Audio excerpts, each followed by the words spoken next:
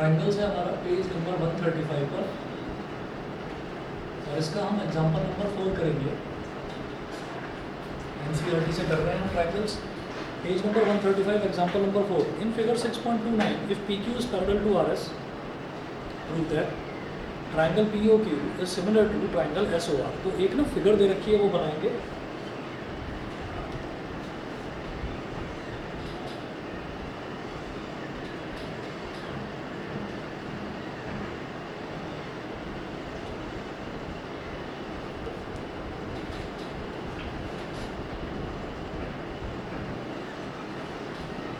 PQRS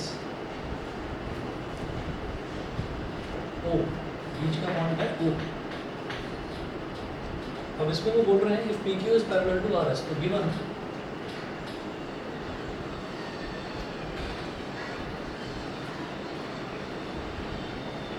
PQ is parallel to RS to prove। अब इसमें देखिएगा कि हमको प्रूव क्या करना है।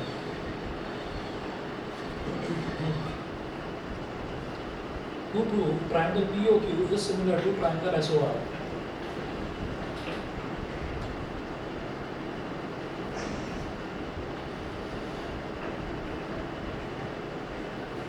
Triangle POQ is similar to triangle SOR, ये चीज़ प्रूव करनी है। देखिएगा किस तरह से करेंगे।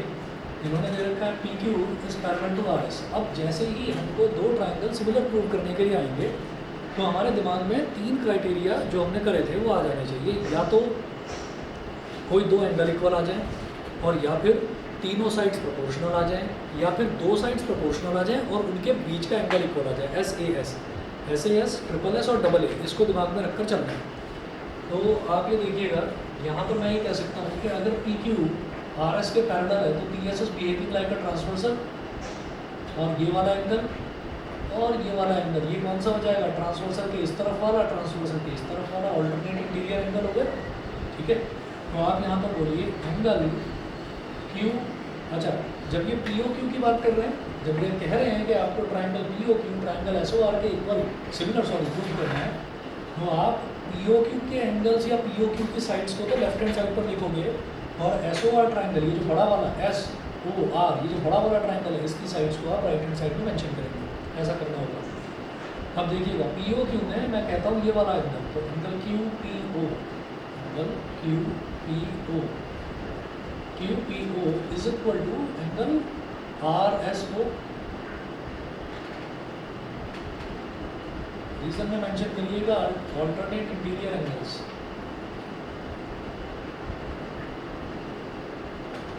और ज़्यादा कोई लंबी कहानी लिखने की ज़रूरत नहीं है यहाँ पर कि PQ RS के पैरेलल है और PS ट्रांसवर्सल है, इसके एक साइड का एंगल ये, एक साइड का, वो सब कुछ नहीं। ऑल्टरनेट इंटीरियर एंगल लिख दिया आपने, सफिशिएंट है वो रीज़न। ठीक है, आगे चलते हैं। Angle QPO is equal to angle RSO, ये हो गया। उसके बाद हम देखेंगे कि फिर ये वाला एंगल देख लो इसी तरह से, एक ये वाला एंगल और एक ये वाला एंगल। यहाँ पर भी क्या होगा? एंगल OQP, ये भी ऑल्टरनेट है। Angle OQP is equal to angle OQP is equal to angle ORS।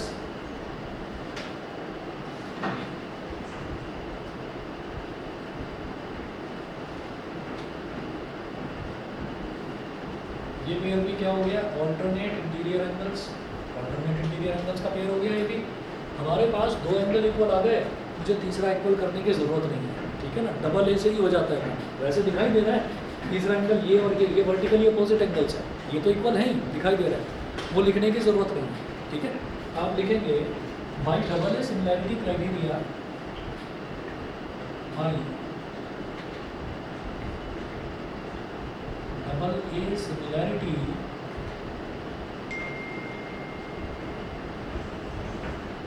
Double A similarity criteria से हम ट्राइंगल POQ और SOR को सिमिलर प्रूव करेंगे। कैसे? हम देखते हैं कि सबसे पहले मैंने कौन सा एंगल लिखा था? जब दो एंगल है मेरे पास, मैं एंगल ही लेकर चलूँगा, सीधी बात है। साइड वाला कंसेप्ट तो लगाएंगे नहीं कि वो साइड का रेशियो लिख लें और फिर कॉमन अल्फ़ाबेट को बीच में लिखकर ओवरलैप करें, नहीं, वो नहीं करना। इधर कौन सा एंगल है P, इधर कौन सा एंगल है S। ठीक है, तो इधर देखो P और इधर देखो S। इधर कौन सा एंगल है Q और इधर कौन सा एंगल है R, तो इधर लिखो Q और इधर लिखो R।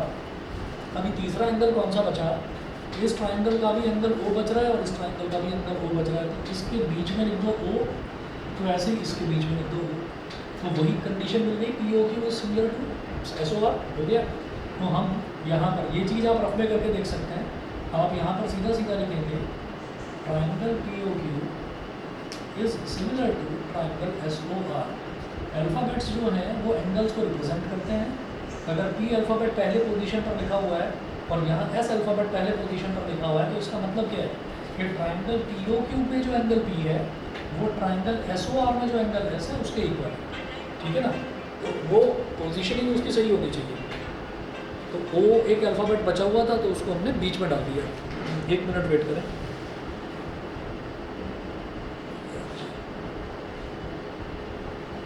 पता नहीं मेरे पास फ़ोन आते रहते हैं, आपका लोन अप्रूव हो गया है, आप लोगों के पास भी आते हैं, वैसे ही कर देते हैं। चलिए जी, एग्जाम्पल नंबर 5।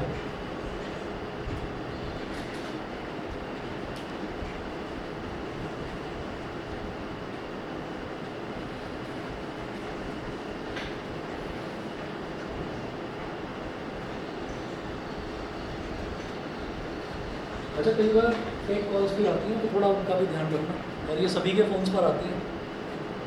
मेरे पास भी आ गई थी एक बार फेक कॉल, पहचाना, क्या हाल चाल है, पहचाना, तो मैंने कहा पहचाना तो नहीं, तो फिर कहने लगे अरे मैं मुकेश बोल रहा हूँ। मैंने कहा हाँ पहचान लिया। तो कहने लगे कि ये बताओ मैं कौन। मैंने कहा मेरे खास दोस्त, बचपन में साथ खेला करते थे, साथ स्कूल जाया करते थे।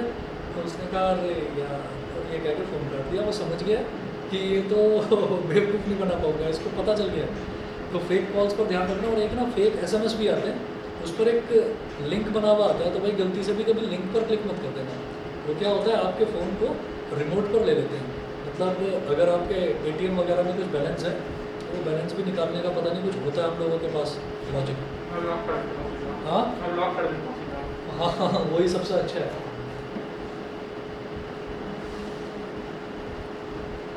और आजकल कुछ ज़्यादा ही हो गया, दिन में एक कॉल तो ऐसी ज़रूर आती है।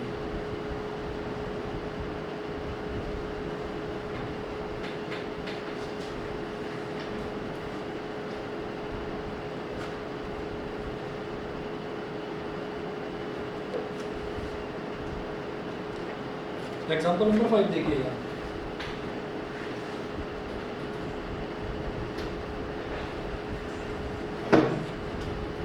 Observe figure 6.30 and then find angle P। 6.30 figure में दो ट्रायंगल दे रखे हैं, एक छोटा और एक बड़ा। वो कह रहे हैं इसको ऑब्जर्व करके आपको एंगल P फाइंड आउट करना है। तो एक तो छोटा ट्रायंगल दे रखा है ये,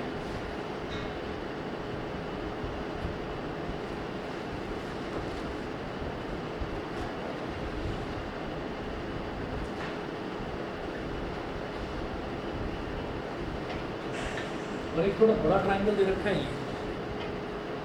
अब देखिए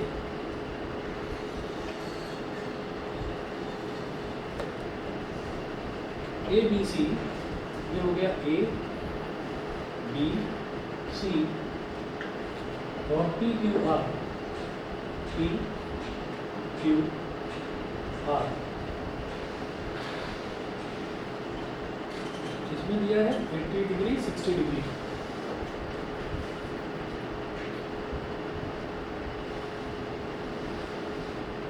डिग्री 60 डिग्री और 3.8 3√3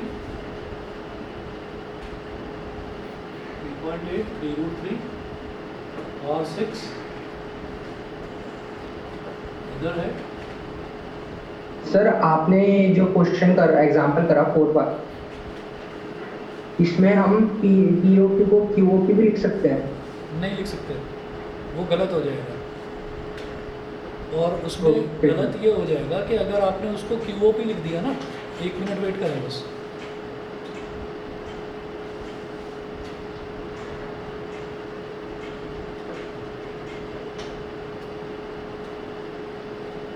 अगर आपने इसको POQ को पलटकर QOP लिख दिया, तो मान लीजिए आपने इसको QOP लिख दिया, तो आपका एंगल Q एंगल S के बराबर हो जाएगा। एंगल Q एंगल S के बराबर हो जाएगा, जो एक्चुअल में गलत है। और थर्ड पोजीशन पर P लिखा हुआ है वो R के इक्वल हो जाएगा, तो एंगल P एंगल R के इक्वल हो जाएगा, वो भी गलत है। समझ गए? ठीक है, तो हमेशा याद रखना कि सीक्वेंस बहुत इंपॉर्टेंट है, सीक्वेंस गलत होते ही सब कुछ गलत हो जाएगा। चलिए जी, अब आगे चलते हैं। ये वाला क्वेश्चन दे रखा है, इसमें दिया है इधर 6√3, 12 और 7.6, 12 और 7.6। तो फर्दर जो सीक्वेंस होता है वो सीक्वेंस किस तरीके से लिया जाता है वो मैं एक बार फिर से समझ जाऊँगा इस क्वेश्चन में। देखिए कैसे, आप ये देखो कि यहाँ पर ये दे रखा है 80 डिग्री या 60 डिग्री, तो इधर दो एंगल दे रखे हैं, ऑब्वियस सी बात है तीसरा एंगल मैं अपने आप ही निकाल दूँगा। तीसरा एंगल क्या है, ये 80 + 60 क्या हो गया 140, और 140 + 40 करेंगे तभी तो टोटल एंगल 180 डिग्री बनेगा, तभी तो एंगल सम प्रॉपर्टी सेटिस्फाई होगी। अब इसके बाद मैं ये देखता हूँ कि इस वाले ट्राइंगल की भी तीनों साइड्स की लेंथ दे रखी है और इस ट्राइंगल की भी तीनों साइड्स की लेंथ दे रखी है, तो मुझे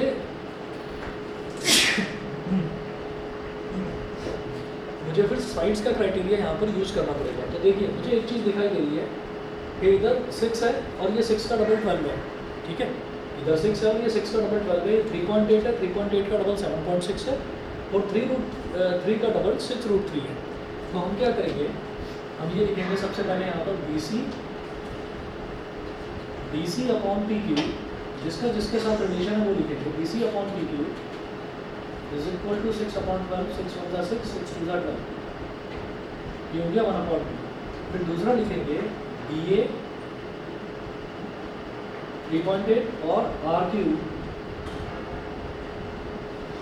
ये कितना हो गया, BA इज 3.8 और RQ इज 7.6, पॉइंट से पॉइंट चला गया और 38 2 = 76, 1/2 हो गया।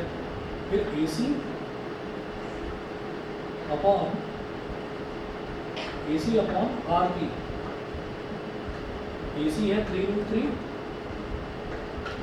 और RP है 6√3, √3 से √3 कैंसिल, 3 × 1 = 3, 3 × 2 = 6, अगेन ये 1/2। तो तीनों साइड्स जो हैं वो आपस में प्रोपोर्शनल है। तो जब तीनों साइड्स हमारे पास प्रोपोर्शनल आ गई तो मुझे क्या करना होगा, देखिएगा अब सीक्वेंस का इम्पॉर्टेंट रोल अब आता है हमारे सामने। सीक्वेंस का रोल क्या है, आप देखिएगा कि ये मुझे पता चल गया कि side similarity criteria, side similarity criteria से ये दोनों ट्राइंगल सिमिलर हो गए। लेकिन जब हमारे पास तीनों ही क्या दे रखी हैं, साइड दे रखी है, एंगल का तो कोई क्राइटेरिया मैंने यूज़ ही नहीं करा, तीनों ही साइड्स प्रोपोर्शनल दे रखी हैं, तो इनमें से कोई दो साइड पर पकड़ लीजिए आप, कोई भी दो साइड। तो मैंने कहा कि मैं पहली और दूसरी ले लेता हूँ, तो यहाँ पर पहले लिखिएगा बाई ट्रिपल एस सिमिलैरिटी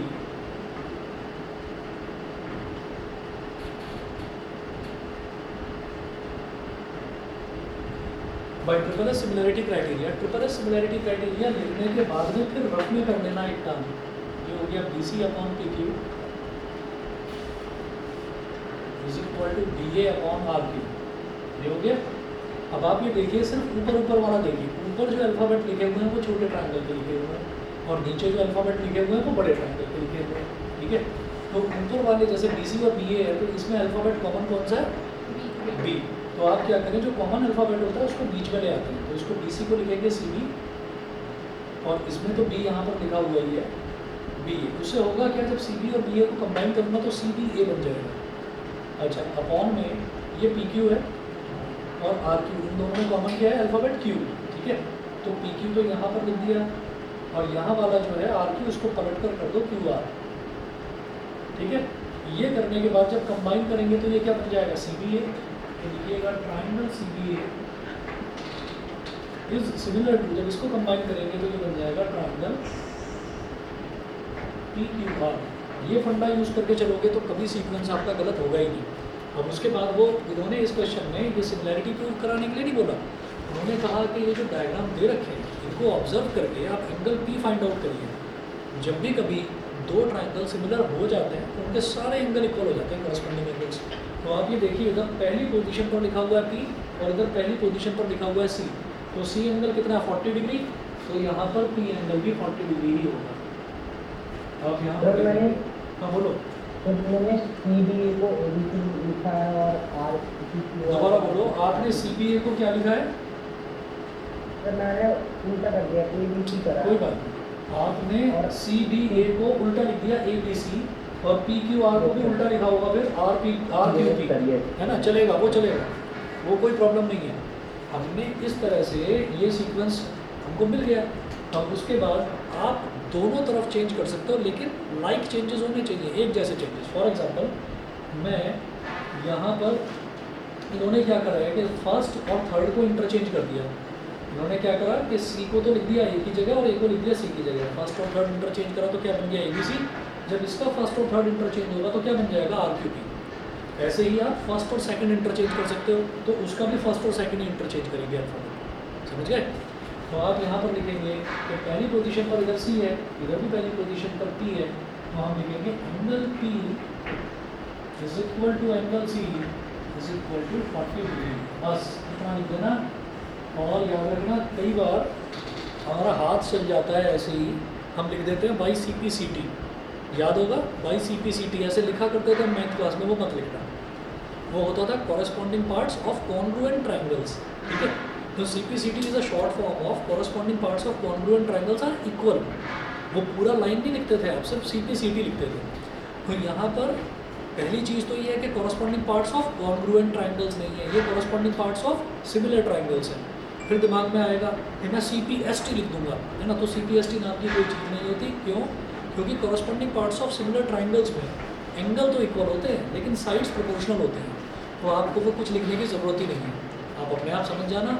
जब दो ट्रायंगल सिमिलर हो गए हैं तो उनके कॉरेस्पॉन्डिंग एंगल्स इक्वल आएंगे। देखिए, कॉन्ग्रुएंस और सिमिलैरिटी में ये डिफरेंस है। कॉन्ग्रुएंस में ये होता है कि मतलब एक फिगर दूसरी फिगर के जैसी होती है, बिल्कुल सेम वही, टू कॉपी। फॉर एग्जांपल हम ताश खेलते हैं तो ताश में 52 प्लेइंग कार्ड्स होते हैं, तो वो जो 52 प्लेइंग कार्ड्स होते हैं तो सारे के सारे कार्ड्स बिल्कुल एक जैसे साइज़ के होते हैं। ऐसा तो नहीं है कि जो बादशाह है वो थोड़ा सा बड़ा होगा तो उसको तो कोई भी देख लेगा, अच्छा इसके पास बादशाह है।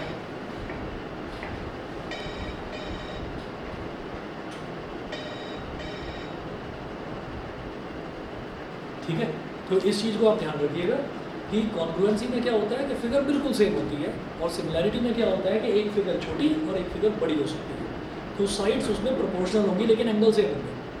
ठीक है, कॉन्ग्रुएंसी में क्या होता है, एंगल भी सेम और साइड्स भी इक्वल, सब कुछ इक्वली इक्वल होता है। और सिमिलैरिटी में एंगल्स इक्वल लेकिन साइड्स प्रोपोर्शनल, ऐसा होता है। ठीक है, चलें आगे। हाँ, ये जो हमने BC को जैसे वो करा, इंटरचेंज करा, तो PQ क्यों नहीं हुआ? PQ को इस वजह से नहीं करा क्योंकि PQ है और RQ है ना। तो PQ और RQ ये बड़े वाले ट्रायंगल के पार्ट्स हैं, BC और BA ये छोटे वाले ट्रायंगल के पार्ट्स हैं। तो हम ये देखते हैं कि इन दोनों में, इसमें और इसमें कॉमन अल्फ़ाबेट कौन सा है, B। तो उस B को मुझे बीच में लाना है, तो ये B तो यहाँ पर है, इसमें इस B को बीच में लाना है, तो इसको CB बना लिया ताकि जॉइन करते ही CBA बन जाए, ये B इस B पर ओवरलैप कर जाए। ऐसे ही PQ और RQ में Q कॉमन अल्फ़ाबेट है, तो Q तो यहाँ पर आ ही रहा है सेकंड पोजीशन पर, इस Q को यहाँ पर ले लो, मतलब इस RQ का QR बना दो ताकि PQ और QR ओवरलैप कर दें। तो सर जैसे आप बता रहे थे कि अगर हम CBA में भी चेंज करते हैं, इंटरचेंज करते हैं पोजीशन, तो दूसरी साइड पे करनी पड़ती है, वैसा ही चेंज करना तो है। सर BC और CBA ना उस तरफ हुआ ना नीचे। हाँ, तो उससे कोई फर्क नहीं पड़ता, वो हम कर ही इस वजह से रहे ताकि हमारा जो कॉमन वाला अल्फ़ाबेट है ना उसको मैं ओवरलैप कर सकूँ। फॉर एग्जांपल मैं BC और BA को ज्वाइन करूँगा, तो BC और BA को मैं ज्वाइन कर ही नहीं सकता, मैं कहूँगा नहीं मेरे को कॉमन अल्फ़ाबेट बीच में चाहिए। ये ऐसा ही हम क्या करेंगे, आप देखो, अगर मान लो मैं फर्स्ट और थर्ड ले लेता हूँ, है ना। अब आपने कहा कि सर आपने तो फर्स्ट और सेकंड लिया, मैं तो फर्स्ट और थर्ड लेना चाहती हूँ, तो आप ले लीजिए फर्स्ट और थर्ड। हमने क्या करा कि जैसे ये BC है, BC अपॉन PQ, अब आप अपने आप बताना मेरे को क्या करना है, is equal to AC upon RP। अब मुझे ये बता दो, ये जो ऊपर वाले हैं दो साइड्स, इनमें कॉमन अल्फ़ाबेट कौन सा है, C। तो मैं किसको चेंज करूँगा, AC को। ये BC हो गया, AC को पलटकर CA करूँगा ताकि ये जुड़कर BCA बन जाए। नीचे का बताओ, RP को करेंगे। ये जो PQ है ना इसको भी करूँगा और ये जो RP है इसको भी करूँगा, क्योंकि इसमें कॉमन अल्फ़ाबेट P है और दोनों में P इधर और P इधर लिखा हुआ है, तो इसमें दोनों को इंटरचेंज करना पड़ा। क्यों? क्योंकि मैं कॉमन अल्फ़ाबेट बीच में लाना चाहता हूँ। बीच में आ गया तो ये क्या बन गया, BCA is similar to QPR। तो ये भी पूरी तरह से सही है। आप कहें कि नहीं ये इससे इसके जैसा बनाकर दिखाओ, उसको तो बन जाएगा। कैसे? ये BCA है और हमारा क्या था CBA, तो आप B और C को पलट दो, बस पहला और दूसरा पलट दो, क्या बन जाएगा BCA। तो फिर इसका भी पहला और दूसरा ही पलटना पड़ेगा, बन गया PQR। QPR Q और P को पलट दिया, बन गया PQR। तो आप कोई भी लीजिए, आप कोई भी लीजिए जो सीक्वेंस है, सीक्वेंस का बस इस तरह से ध्यान रखिए, ठीक है। समझ गए कि क्लियर है? पीछे चलिए, ऑनलाइन वाले बच्चे बताएं क्लियर है यहाँ तक? Yes sir. ठीक है, यस सर। चलिए जी, ओके। अच्छा, अब अगला देखते हैं। ये एग्जाम्पल नंबर 4 था, 5 है, एग्जाम्पल नंबर 6, 7, 8 अभी देखते हैं। बस 1 मिनट दो मुझे, 1 मिनट में आओ।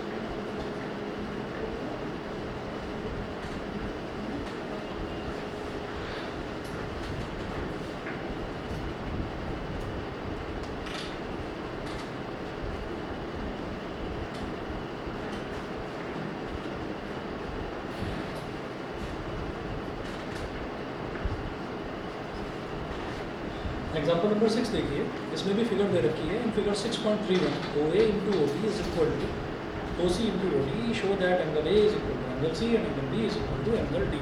ठीक है, हो जाएगा ये भी कुछ इसके जैसी फिगर है।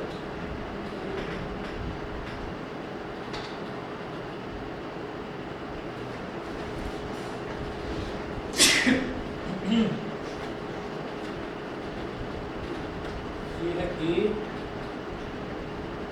D,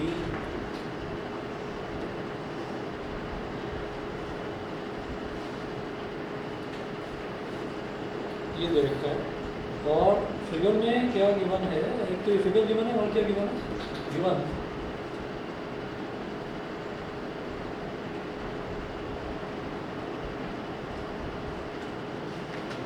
OA मल्टीप्लाई, ये डॉट का मतलब होता है multiply, OA multiply by OB is equal to OC multiplied by OD, ये दे रखा है। और प्रूव क्या करना है हमको, प्रूव दैट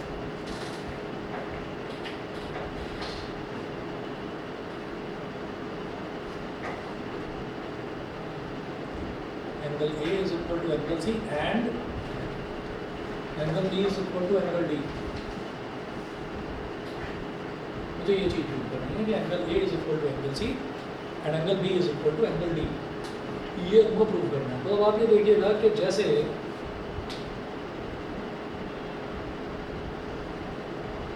इसके सॉल्यूशन में देखिएगा कि ओ ए इंटू ओ बी ये दे रखा है, O A multiplied by O B is equal to O C multiplied by O D. यहाँ लिखिएगा गिवन, ये हमको गिवन है। और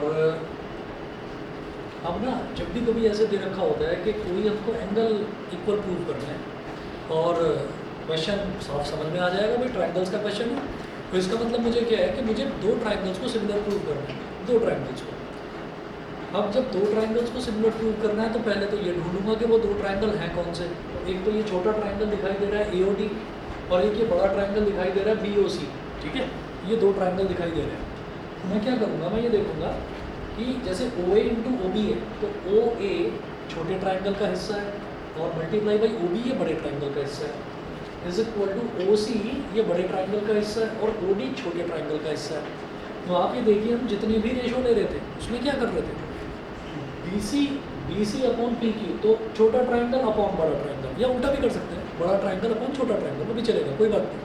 अगर हम बड़ा ट्रायंगल अपॉन छोटा ट्रायंगल वाली साइड करेंगे तो यही रेशियो जो 1/2 आया ये 2/1 आ जाएगा, उससे कोई फर्क नहीं पड़ेगा।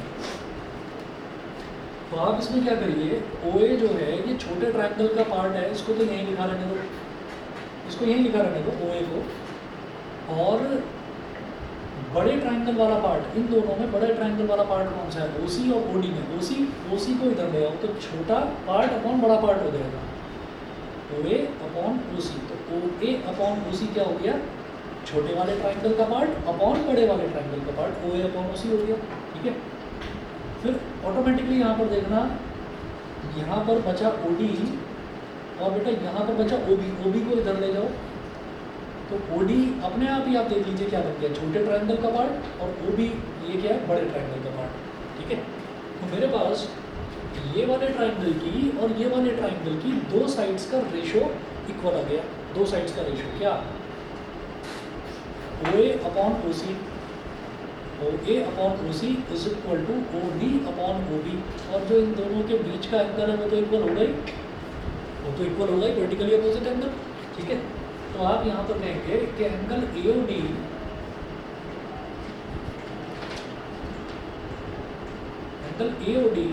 Is equal to angle COD, angle AOD is equal to angle COD। Reason में लिखिएगा, वर्टिकली ऑपोजिट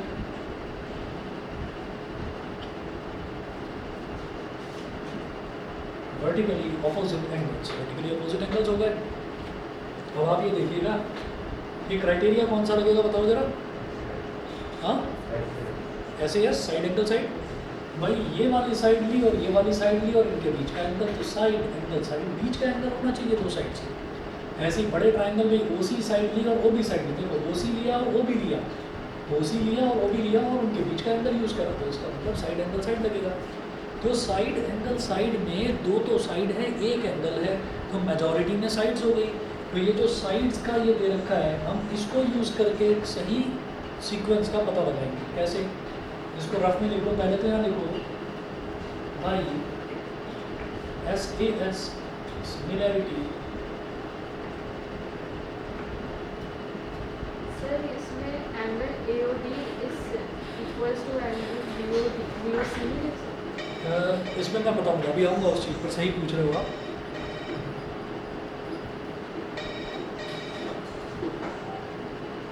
लिख सकते हैं और मैं भी देखूंगा, हो सकता है हमने जो ये लिखा हो वो बिल्कुल सही ना हो, हो सकता है हमने गलत लिखा हो, वो अभी पता चलेगा। हमने इस पर ध्यान ही नहीं दिया क्योंकि हमें ये समझ में आ रहा था कि जो सीक्वेंस डिसाइड करेगी ना वो ये दो साइड्स डिसाइड करेगी सीक्वेंस, ठीक है। एंगल तो एक है, तो एंगल तो मेजॉरिटी में नहीं है, तो जो चीज़ मेजॉरिटी में आती है उसके हिसाब से चलते हैं।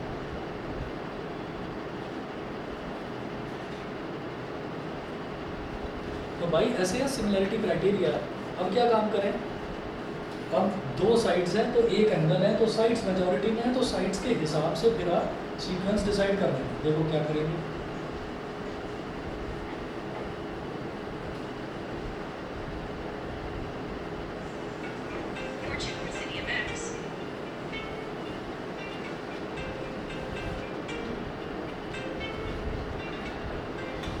एक मिनट दीजिए मुझे।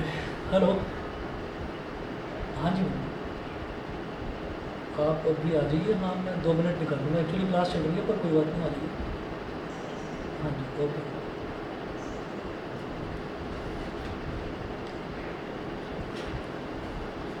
भाई ऐसे सिमिलरिटी क्राइटेरिया, तो ओ ए अपॉन ओ सी हमने ऐसे लिख लिया, ओ ए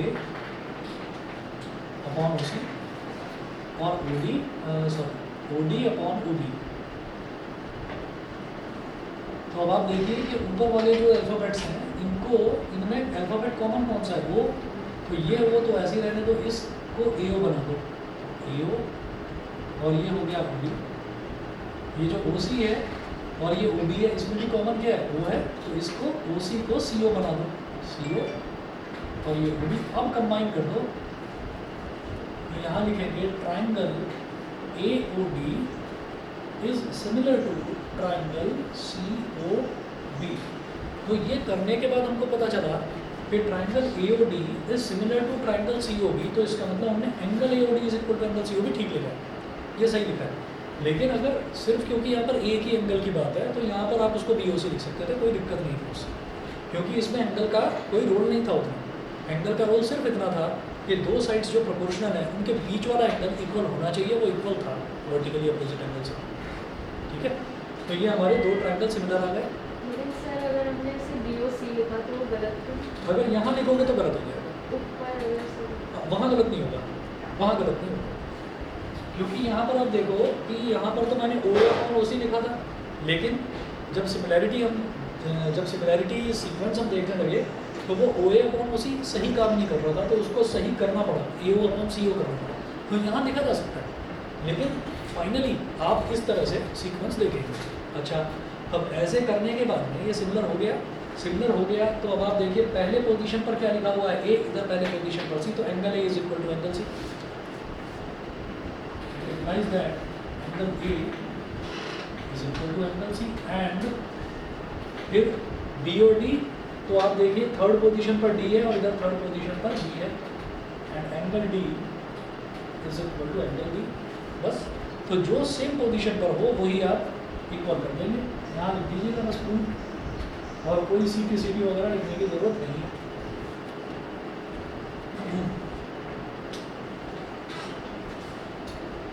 मैं आपको क्वेश्चन नंबर 1 और 2 दे रहा हूँ, एक्सरसाइज 6.3 का, 6.3 का क्वेश्चन 1 और 2 दे रहा हूँ, और जो तुमने भेजा था ना वो मैंने देख लिया था।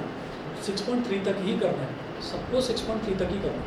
एरिया ऑफ सिमिलर ट्रायंगल्स तो 2-3 साल पहले ही हटा दिया था सिलेबस से, पाइथागोरस थ्योरम इसी साल हटाया है, तो ये जो एक्सरसाइज हम कर रहे हैं यही लास्ट है, और मोस्ट प्रोबेबली इसके बाद फिर आपका AP शुरू कर देंगे। लाइफ प्रोसेस के 1-2 लेक्चर बचे हुए हैं, उसके बाद इलेक्ट्रिसिटी कर देंगे शुरू। जैसी डेट शीट है बस मुझे व्हाट्सएप जरूर कर देना। हमारा 14th को है शायद एग्जाम, है ना, उससे पहले ही हो जाएगा। आज से स्टार्ट हो गया मैथ्स का फोन। कब है? अच्छा, मैथ्स का 14 हो गया, ठीक है। चलिए जी, आज इतना ही कर लीजिए। 6.3 का क्वेश्चन नंबर 1 और 2 कर लें, बस इतना, और कुछ नहीं देना। दोबारा बोलिए बेटा, क्या चीज़? ऑप्शनल, ठीक है। ऑप्शनल जो है, ऑप्शनल का वैसे मैं मार्क करा दूंगा कि कौन कौन से करने हैं। जनरली ऑप्शनल में से पेपर बनता नहीं है, फिर भी मैं करा दूंगा आपको। ठीक है, कोई बात नहीं, मैं करवा दूंगा। ऑप्शनल वाले में मार्क करवा दूंगा कौन कौन से करने हैं, ठीक है। चलिए, ओके।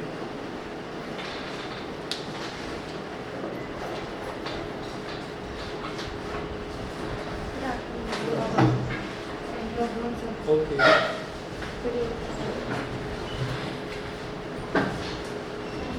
ओके, मेहनत चल रही है भाई। Thank you sir. हाँ, ठीक है, ओके।